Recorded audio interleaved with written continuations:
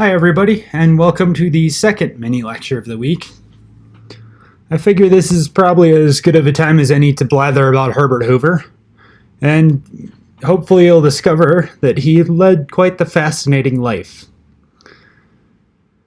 His presidency and the economic collapse of the Great Depression garners the majority of attention paid.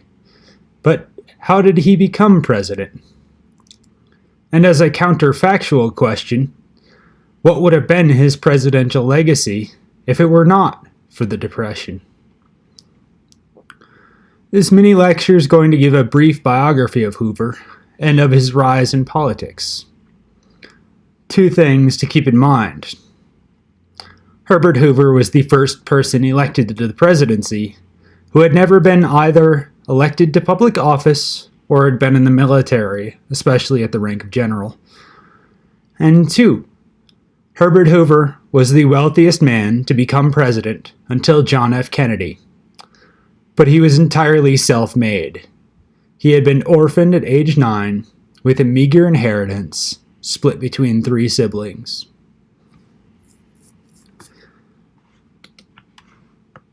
Herbert Hoover was born in 1874 in West Branch, Iowa, to Quaker parents. West Branch is a prairie town. I went to visit to research in the presidential library there, and I'll tell you, they can really grow corn in late July. It was about 105 degrees at the heat of the day. It was pretty nasty. Oak groves bisect the open fields, and some of the grounds of the presidential library had been restored back to the grasslands of Herbert Hoover's youth before large-scale agriculture took over Iowa. Hoover grew up in the fields and forests of West Branch, learning to fish and stealing shiny rocks from the road cuts and rock piles around. His family of 5 lived in the little cabin in the background of this slide, a little 10 by 20 building. His father worked as a blacksmith and a few other jobs, and his mother taught school and taught Sunday school and was active in the Quaker community. His parents died within 2 years of each other, both from a quick, severe illness, and he was orphaned at age 9.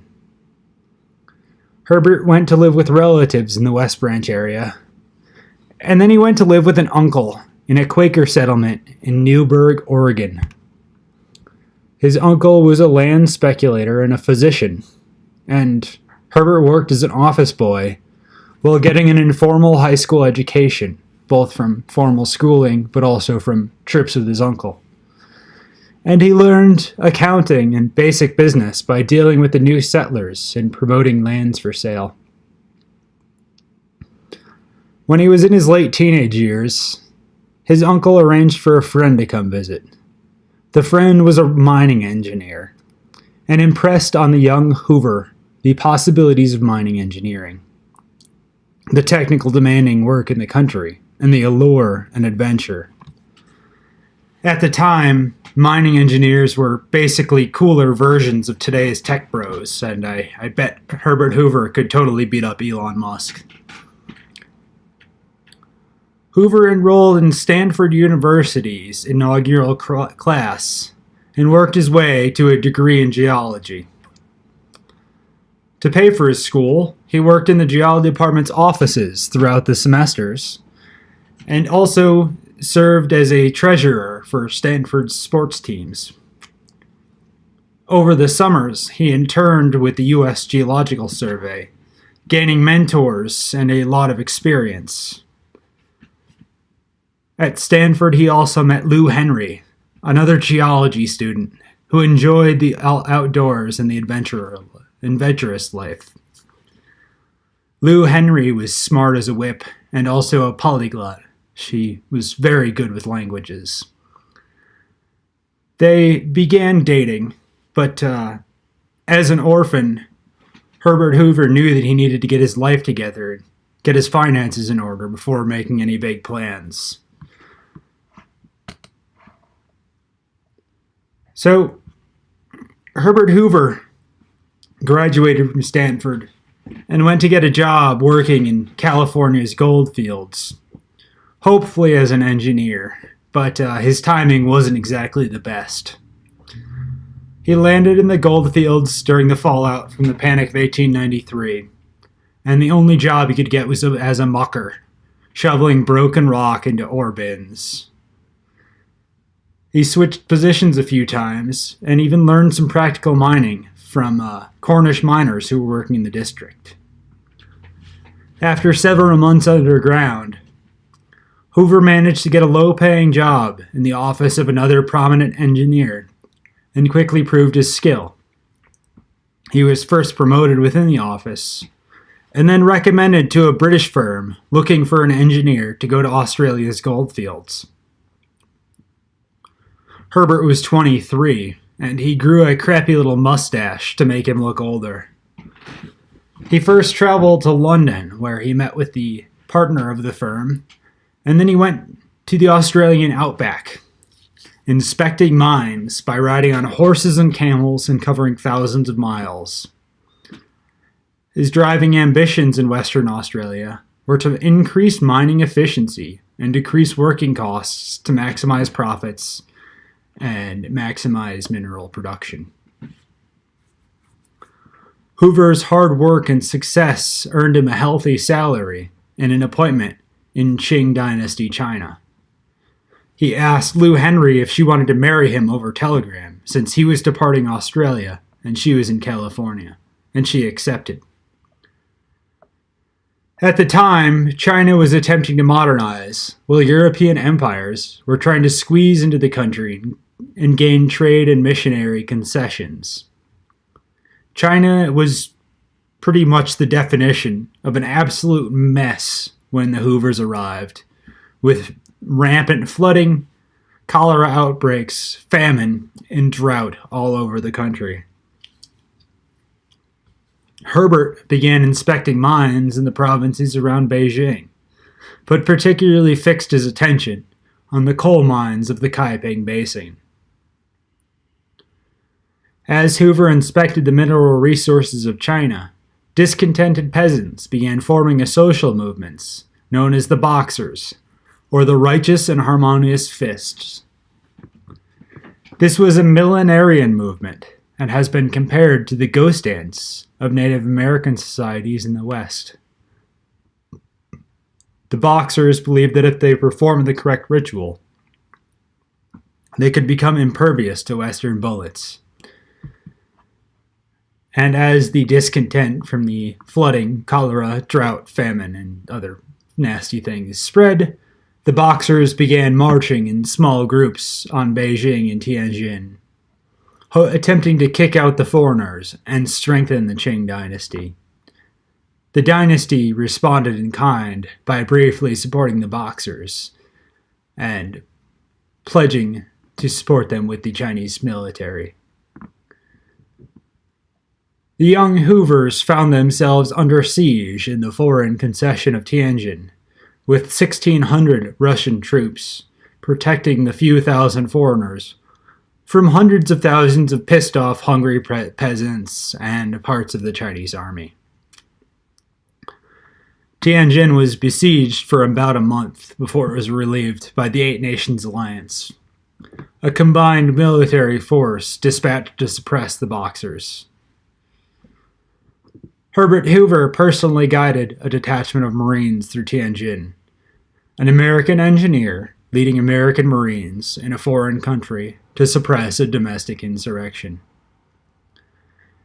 After the Boxer uprising, Hoover pressured a Chinese official to give control of the Kaiping coal mines to Hoover's firm, and they eventually privatized China's largest industry, the Kaiping Basin's coal mines. Hoover and his associates took control of the Chinese Engineering and Mining Company and turned it into a British firm. This meant that the British effectively owned all of the coal mines in a major province in China, one of China's first railroad lines, its fleet of steamships, and a major port. A decade later, the new Chinese Republican government had to pay millions of pounds to recover their mines, ships, ports, and railroad. Hoover's actions in China earned him a promotion to a partnership in the firm. He returned to London and oversaw the engineering for the entire firm, which at the time controlled many of Western Australia's most productive gold mines. Over the next several years, Hoover's firm gained control of even more gold mines and operated them on a very efficient basis, becoming one of the most prominent and effective firms in Western Australia. By the time he resigned as a partnership, Hoover had accumulated quite the fortune and a skill in financing and engineering for profitable mines. He and Lou Henry began working on a few projects. Herbert Hoover wrote the definitive textbook on mining engineering, and then he and Lou translated a famous 16th century mining manual that had been written in Latin. He also served on Stanford's Board of Regents and ran his own investment and engineering firm out of London, up until the outbreak of the Great War.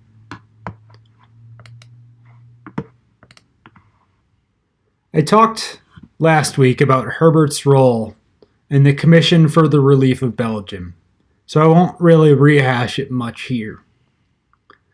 Needless to say, many millions of people in Europe felt a great debt to the American engineer, and millions of Americans were proud to help Hoover feed the starving masses of Europe. Hoover ran the U.S. Food Administration and then the American Relief Agency, coordinating the logistics between American food production and its distribution in Europe. One really interesting set of historical artifacts out of Herbert Hoover's career are embroidered flour sacks. The CRB shipped tons upon tons of flour to Belgium, largely in cotton sacks. Fearing that these sacks would be redirected to the German munitions industry, the CRB controlled them closely in Belgium. But Belgian women also used the sacks to express their gratitude to American farmers. They embroidered messages of thanks on the sacks and returned them to the United States.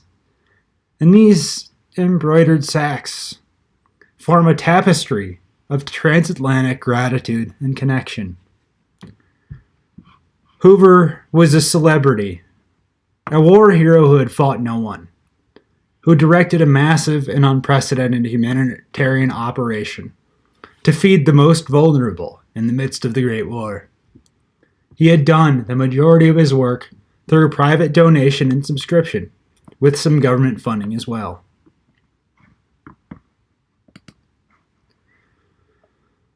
Hoover's work with the Commission for the Relief of Belgium and the ARA catapulted him to the highest levels of government. Warren Harding recognized his skill, but it also received his support and appointed Hoover to the cabinet position of Secretary of Commerce. There, Hoover quickly earned the nickname of Secretary of Commerce and Undersecretary of all other departments for his tireless energy and likely somewhat annoying prying and prodding. In his role, he aimed to increase efficiency and reduce waste in business, whether in hiring or in industrial accidents and safety standards. He promoted a home ownership program and also promoted associationalism, the voluntary cooperation between corporations and government. He also promoted the expansion of the nation's radio and airline industries. And as an aside, Herbert Hoover was also quite the dog lover. And his favorite dog was King Tut, a Belgian Malinois. But aside from dogs, perhaps the defining moment in Hoover's tenure as Secretary of Commerce came in 1927, with the massive flooding on the Mississippi River. It was called the Great Flood of 1927, and as the Mississippi River overran its banks, millions of acres flooded and millions of people stood displaced. Aware of his skill during emergency, the 6 governors of the affected states asked President Coolidge to send in Herbert Hoover. Once in the affected area, Hoover directed relief efforts, established about 100 tent cities for the eternally displaced refugees of the floods, raised money, gave speeches, formed a fleet of about 600 boats for rescue efforts, and raised $17 million from private subscription, which is the equivalent of $250 million today. As the disaster had hit the apartheid South, many black people faced violence and segregation during the emergency, with whites forcing blacks to work, often at gunpoint, or diverting relief supplies away from black people. Now, Herbert Hoover was most certainly a racialist, and certainly at this point in his career did not believe in political equality for African Americans. But he also realized they were human and that they needed relief as much as any. And so Herbert Hoover worked with the black president of Tuskegee University to keep the poor treatment of blacks during the flood under wraps for the next several years.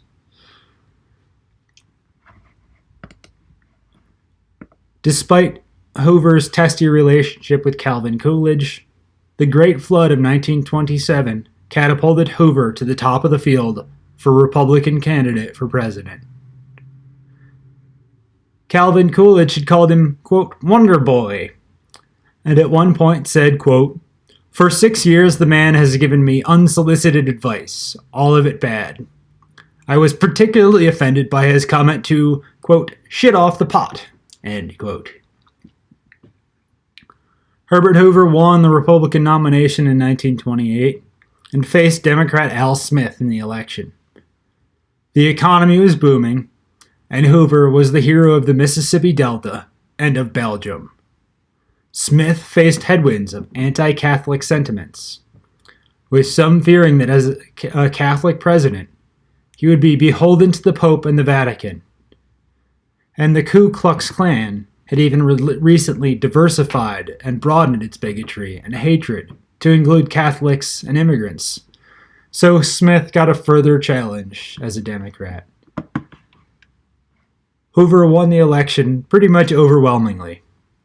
He took 58% of the popular vote and 444 out of 531 seats, or votes of the Electoral College.